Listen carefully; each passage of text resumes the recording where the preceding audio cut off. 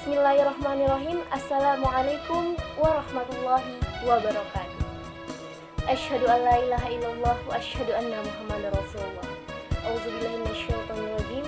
Ya ayyuhalladzina amanu taqullaha haqqa tuqatih wa la tamutunna illa wa antum muslimun. Shadaqallahu. Awalan hayadinaskullahil azim allati qad a'tana inatan katsira hatta nastati'a an nastami'a fi hadzal makan al-mubah. Saniyan salawatu wassalamu ala rasulina Muhammad sallallahu alaihi wasallam allati qad kharajana min zamani jahiliyah ila zamani al-islam. Baik, pertama-tama marilah kita panjatkan puji serta syukur kita kepada Allah Subhanahu wa taala yang telah memberi kesempatan saya untuk menyampaikan sedikit tausiah dalam video kali ini. Yang kedua, marilah kita panjatkan kepada Nabi kita, Nabi Muhammad Sallallahu Alaihi Wasallam, yang telah membawa kita dari zaman kegelapan hingga menjadi zaman terang benderang seperti saat ini. Dari zaman onta menuju zaman Toyota, dari zaman nenek-nenek minum kopi sampai zaman nenek-nenek suka selfie. Baik, yang ketiga, di sini saya akan menyampaikan sedikit tausiah dengan tema keutamaan menuntut ilmu. Satu cara jika manusia ingin diangkat derajatnya oleh Allah Ta'ala adalah beriman dan berilmu. Allah Azza wa Jalla sesungguhnya memposisikan ilmu sangat tinggi. Begitu pula dengan orang yang memiliki ilmu. Salah satunya digambarkan dalam sebuah hadis yang menjelaskan keutamaan mencari ilmu, yakni hadis riwayat Ibnu Majah nomor 224 dari jalur Anas bin Malik radhiyallahu anhu. An Anas bin Malik radhiyallahu anhu qala Rasulullah sallallahu alaihi wasallam talabul ilmi fardhatun ala kulli muslim. Menuntut ilmu itu wajib bagi setiap muslim. Hadis riwayat Ibnu Majah.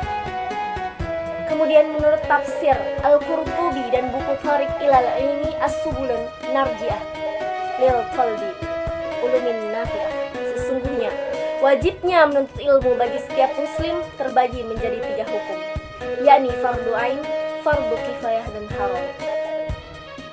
Fardu ain, di mana hukumnya adalah wajib untuk diketahui oleh setiap individu.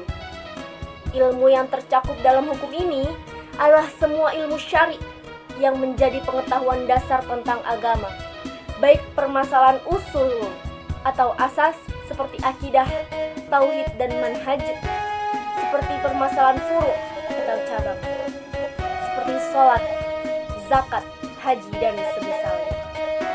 Kemudian ada fardu kifayah, di mana hukum ini tidak wajib atas setiap individu, sebab tidak mungkin semua orang dapat mempelajarinya.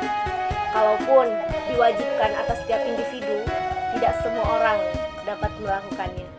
Bahkan mungkin saja dapat menghambat jalan hidup mereka.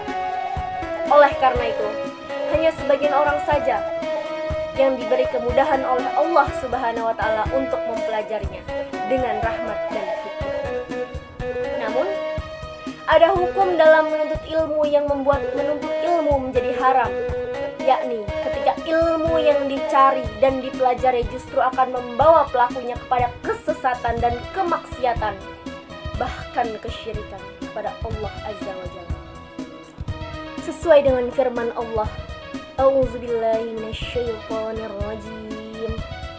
Wa yata'allamuna ma yadurruhum wa la yanfa'uhum. Laqad 'alimu laman ishtarahu ma lahu fil akhirati min khalaq wa la bi'sa ma sharu bihi anfusahum law kanu ya'lamun. Yang artinya, dan mereka mempelajari sesuatu yang mencelakakan dan tidak memberi manfaat.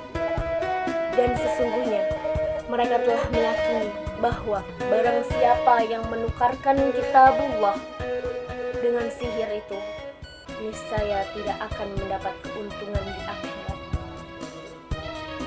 Sungguh sangat buruk perbuatan mereka yang menjual dirinya dengan sihir. Sekiranya mereka mengetahui.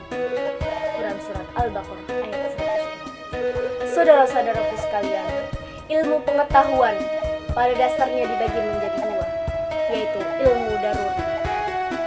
Ilmu daruri adalah pengetahuan tentang sesuatu kasus tanpa perlu penelitian dan bukti atau dalil. Misalnya, ilmu pengetahuan bahwa api itu panas. Kemudian ada ilmu nazhari, adalah pengetahuan tentang sesuatu kasus yang didahului dengan penelitian, pembuktian, menggunakan dalil. Misalnya, pengetahuan tentang cara wudhu dan sholat.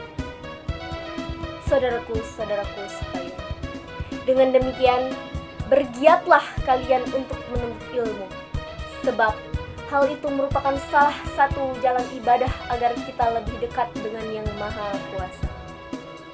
Tanpa ilmu, seorang akan menjadi buta dalam hal apapun. Sekian pesan yang saya sampaikan, semoga bermanfaat. Apabila ada kesalahan kata atau kesalahan saat membaca kitab suci Al-Quran ataupun hadis, itu datangnya dari saya. Dan jika ada kebenaran, itu hanya datang dari Allah. Wabillahi taufiq wal hidayah. Wassalamualaikum warahmatullahi wabarakatuh.